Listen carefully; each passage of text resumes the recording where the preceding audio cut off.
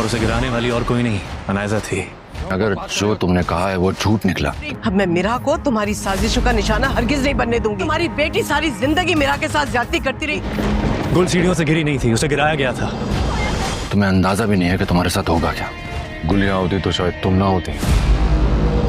बहुत शौक है ना तुम्हें सच बताने का मेरा को, इसका शायद तुम्हें अंदाजा नहीं है। तुम और तुम ऐसा क्यों कह रहे हैं आप? ऐसे क्यों बोल रहा हूँ? तो करो उसको फोन और सब कुछ सच बता दो, और उसके बाद तुम्हारे साथ क्या होगा? ऐसा शारिक के घर जा पहुंचेगी और उसकी माँ और उसे धमकी देकर बोलेगी कि अगर उसने अपना मुंह खोला और असवंत को ये बताया कि गुल उसकी वजह से मरी है तो उसके साथ अच्छा नहीं होगा।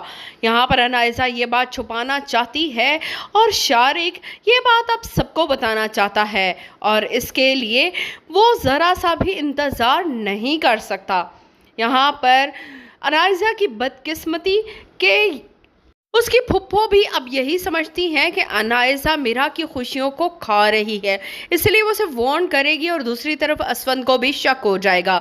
असवंत जाकर शारिक से मिलेगा और शारिक उसे बताएगा कि उस रात गुल सीढ़ियों से गिरी नहीं थी बल्कि अनायजा ने उसे धक्का दिया था और इसी वजह से उसकी हालत इतनी नाजुक हो गई और उसकी डेथ हो गई। असवंत को बहुत ज़्यादा गुस्सा आएगा और वो शारिक से बोलेगा कि अगर ये बात गलत साबित हुई तो मैं तुम्हारा हशर कर दूंगा, मगर शारिक जानता है कि ये बात गलत नहीं है। मीरा और असवंत कॉफ़ी पीने जाएंगे तो यहाँ पर अनायजा भी आ जाएगी और अनायजा जानबूझकर मीरा पर जूस वगैरह गिरा देगी, जिसके बाद मीरा यहाँ से चली जाएगी और अनायजा और असवंत अकेले रह जाएंगे।